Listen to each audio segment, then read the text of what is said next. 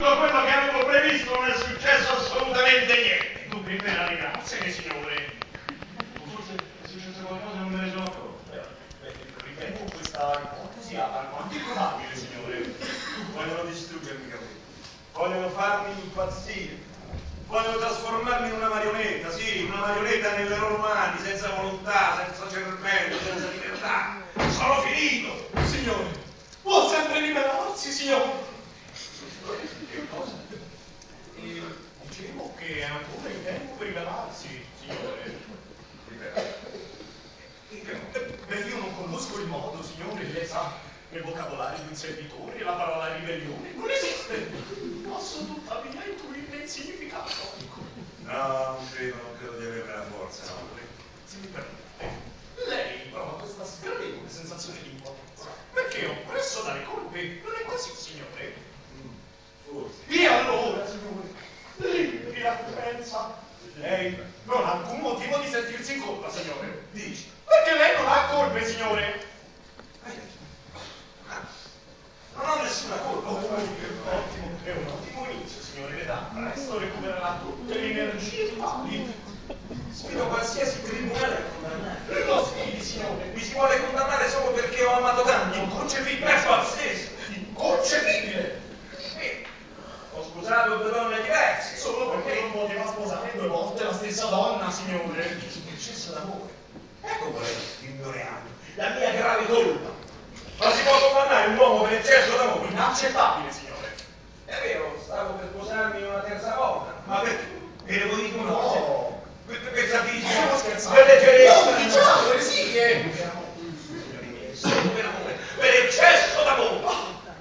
Ma che cazzo sto dicendo?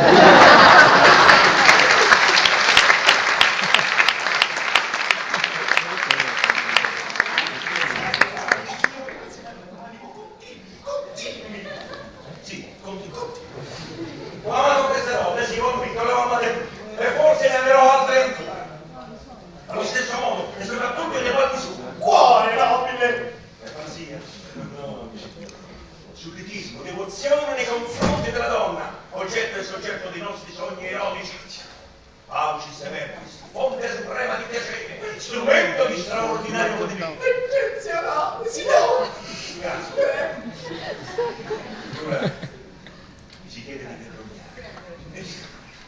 Ma si vergogni chi non ha mai amato, invece. Si vergogni per l'essere inutile, totalmente improvevole, il cosiddetto sposo fedele.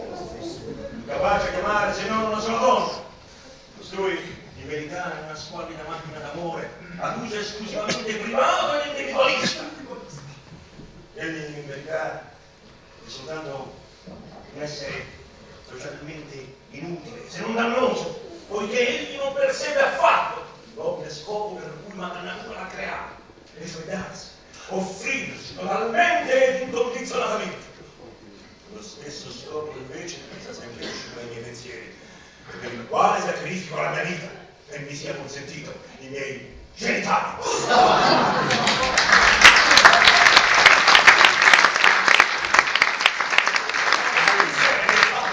Convincente, signore.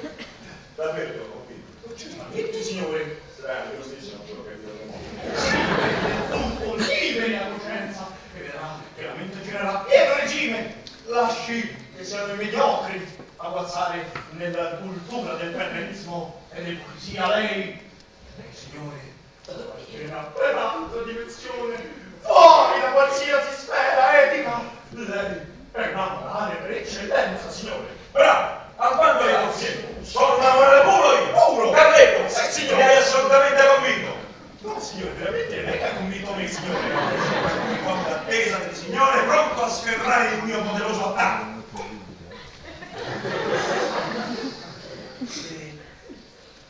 Se ricominciassero a blaterare che mi amo, io lo so, continueranno a colmarmi di gentilezze, saranno mielose, remissive. Fingo, so bene che vorrebbero gridarmi in faccia che sono uno stronzo. Crede voi, mamma sempre volentieri.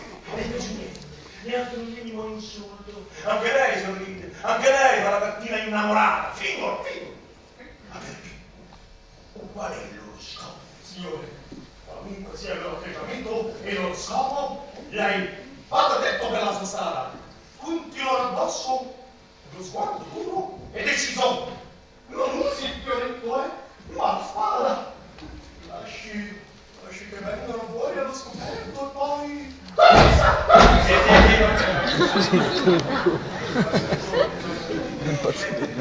Devo permissionare il mio pieno strategico. Signore. Permesso. Fai il posto.